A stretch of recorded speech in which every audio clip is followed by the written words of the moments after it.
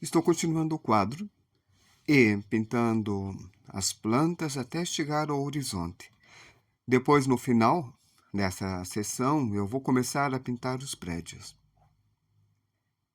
E quero falar sobre o saneamento básico e a vida na aridez de Jerusalém. Então, o desafio da água, um artigo de luxo controlado.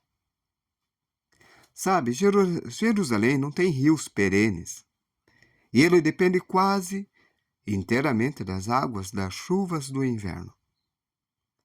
A água, de fato, era um recurso escasso e valioso, cujo controle era uma questão de poder e sobrevivência. Eles tinham as principais fontes de coleta de água, as principais fontes de reserva, que eram os tanques. É um tanque de coleta, chama-se de mikvaot, e cisternas privadas. É uma solução muito comum. Quase todas as casas, especialmente das famílias mais abastadas, tinham uma cisterna subterrânea que coletava água da chuva dos telhados e pátios através de canais. A água era estocada para a estação seca. Também tinha as piscinas públicas e os reservatórios monumentais. Eram os grandes depósitos da cidade.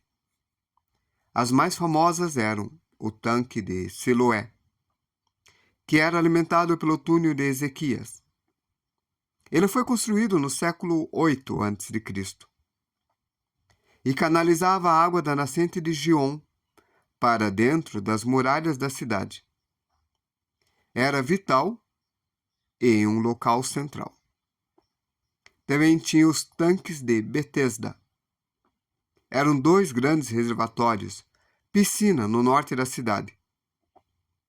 Usado para abastecimento e, segundo relatos, para rituais de cura. Também tinha o tanque israelita e o tanque da torre. Outros grandes reservatórios públicos. E, claro, os famosos aquedutos. Os romanos, e antes deles, é sério, já existiam aquedutos, os asmoneus construíram aquedutos para trazer água de nascente mais distante, como as de Belém e dos vales do sul. O mais famoso é o aqueduto do Baixo, que trazia água para o templo e para o palácio de Herodes. Mas nós queremos falar sobre o saneamento e higiene.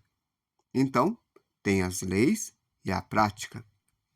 E é aqui que a religião judaica desempenhava um papel fundamental, muitas vezes suprindo a falta de infraestrutura, com regulamentação social. Aí nós temos os banhos ritualísticos, mikveh, espalhados por toda a cidade. Especialmente perto do templo, eram tanques de água correntes ou coleta de chuva, usado para purificação espiritual. Antes de rituais ou após impurezas, como tocar um morto, era uma forma de higiene corporal integrada à vida religiosa.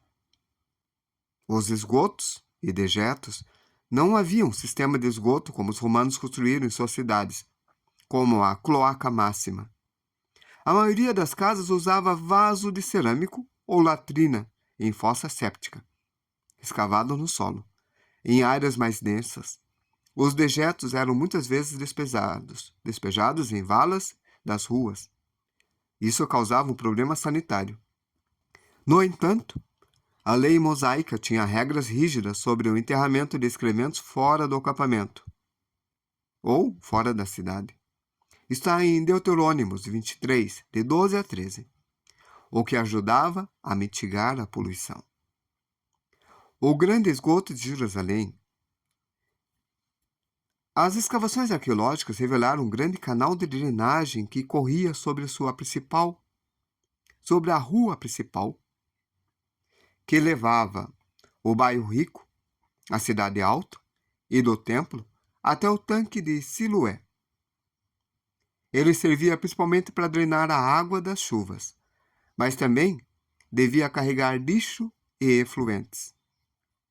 É provável que Joséfo, historiador judeu-romano, se referia a ele quando descreve como rebeldes judeus fugiram de Jerusalém durante a destruição romana a 70 depois de Cristo. Mas mesmo assim, como as pessoas viviam nessa aridez? Quais eram suas estratégias de sobrevivências? Vamos começar pelos comerciões e artesãos. Suas atividades dependiam muito de água. Tintureiros, curtidores, ceramistas tendiam a se estabelecer perto de fontes ou das saídas dos aquedutos, onde a água para processo industrial estava disponível. O comércio de jarros de água, cisternas alugadas e serviço de transporte era uma profissão vital. E as famílias? A gestão da água era uma tarefa diária e central, gerando o cargo das mulheres e dos servos. Cada gota era valorizada. A água para beber e cozinhar era guardada com cuidado em potes de bairros que mantinha líquida e fresca. A reutilização era comum. A água de lavar o rosto podia ser usada para lavar o chão e depois para regar as plantas. Na alimentação, a dieta era adaptada ao clima. Baseava-se em alimentos que podiam ser organizados por longos períodos sem refrigeração, grãos, trigo, cevada, leguminosas, lentilhas, grão de bico, azeitonas e seu azeite, tâmaras, doces e energéticas, figos secos e queijos curados. A carne de cordeiro ou cabra era para ocasiões especiais.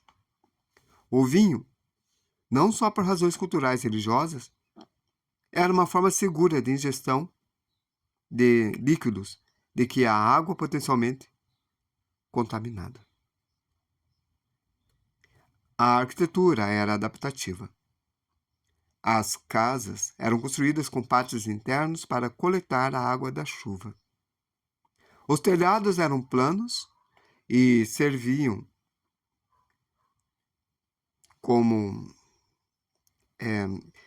para dormir nas noites quentes de verão. As paredes grossas da pedra ajudavam a manter o interior fresco. O templo, como centro do sistema, o templo de Herodes, não era apenas religioso, era um imenso consumidor e distribuidor de água. Suas necessidades para a lavagem, rituais dos sacerdotes, sacrifício e da limpeza dos pátios demandavam um sistema complexo de canais, cisternas gigantes, sob o monte do templo, e o aqueduto que vinha do Belém. O templo empregava milhares de sua economia, e sua economia movimentava toda a cidade. Jerusalém era populosa. Estima-se que entre 60 mil a 100 mil habitantes, podendo chegar até 250 mil durante as festas de peregrinação, como a Páscoa. Não apesar da aridez, mas por causa de sua importância religiosa. A cidade existia porque havia uma engenharia antiga de sistema de coleta de cisternas de transportes, aquedutos e túneis, que maximizavam cada gota de chuva. Havia uma regulamentação religiosa. As leis da pureza funcionavam como um código sanitário promovendo hábitos de limpeza e de gestão de resíduos. E havia uma adaptação cultural total. Tudo, da dieta, à arquitetura e à rotina diária, era moldada pela escassez da água. Havia a centralidade sagrada. O fluxo constante de peregrinos e impostos e doações de templo injetava recursos para investir em infraestrutura cara, como aquedutos, e importar o que faltava. Portanto, viver na Jerusalém da época de Cristo era um exercício constante de gestão de recursos escassos, aonde a água era o bem mais precioso e a sobrevivência dependia de uma combinação de tecnologia antiga, lei divina e uma organização social profunda, adaptada aos rigores do ambiente.